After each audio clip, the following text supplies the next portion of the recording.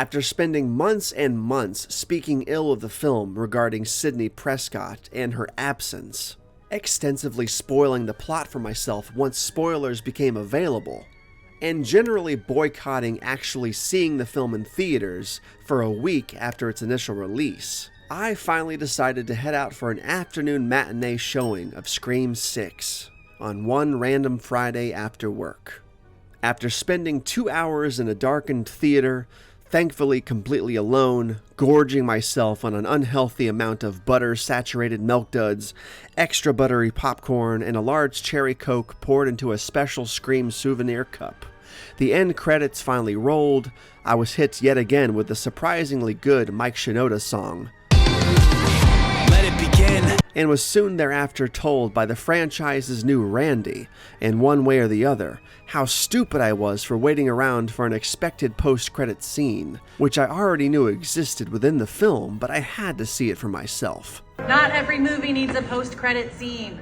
I'm not sure if it's because my expectations and plot desires were basically null and void by the time I actually saw the film, due to spoiling it for myself.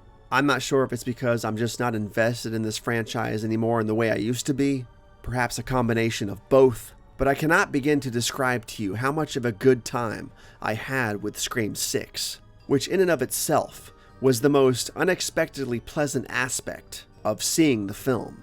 The absence of Sidney Prescott, which I will never be a fan of no matter where the franchise goes, was handled with grace and care. The brutality and aggressiveness of Ghostface was absolutely on point. The New York City setting was a surprisingly welcome location for the story, even though we don't see a whole lot of NYC on display within the film itself, but that's another video for another time. Perhaps a coziness of Scream 6 video is in order? I thought the cast all did a damn good job, especially Melissa Barrera as Sam. She really stepped up her game in this movie. I really liked the return of Kirby. She was a welcome return from Scream 4, and contrary to what everyone else was saying, I loved her characterization in Scream 6.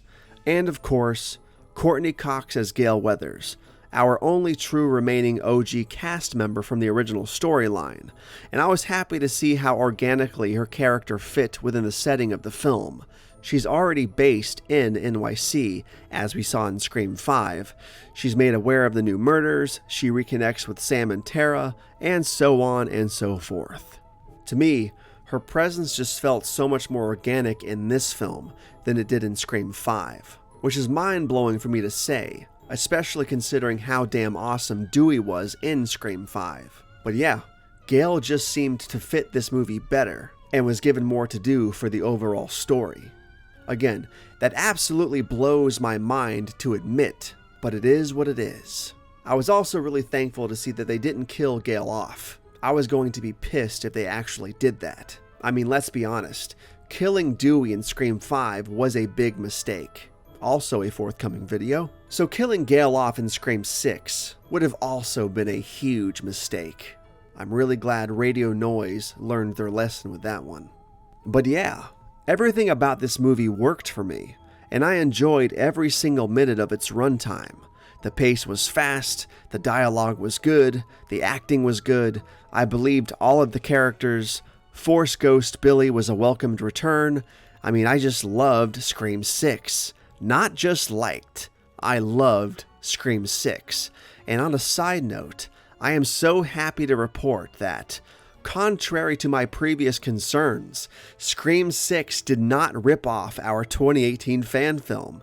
I mean, the use of Billy Loomis's mask, the shrine, the more aggressive Ghostface, and all that jazz. We definitely did that stuff first in our film, and this came a little uncomfortably close to that.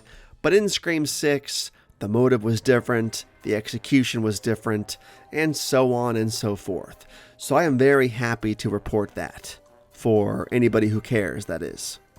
Now, I love all of the Scream movies, even Scream 5, but I have to admit that when I rewatched Scream 5 a few days before seeing Scream 6, the third act of Scream 5 really dragged for me.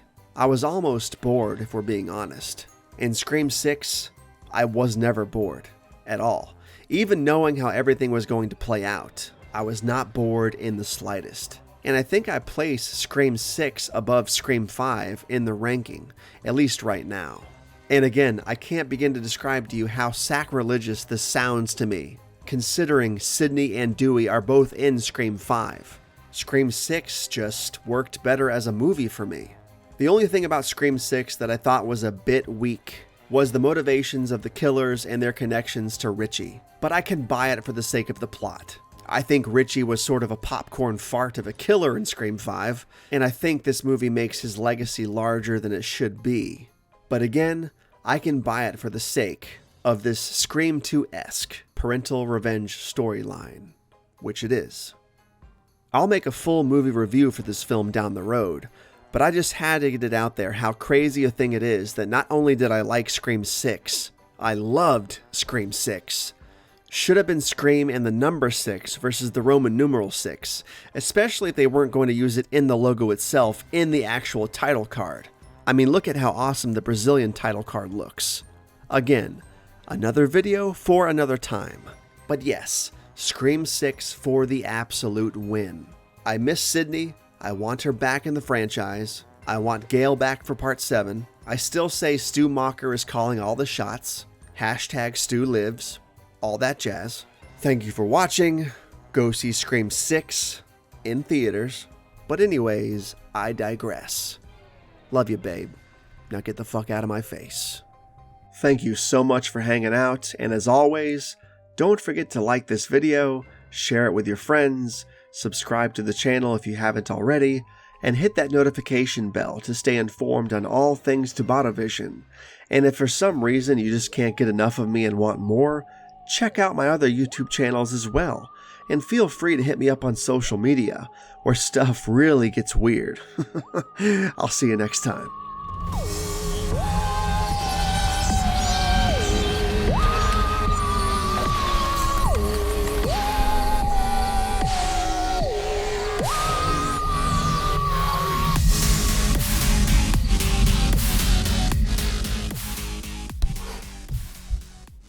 I did not mean to do that.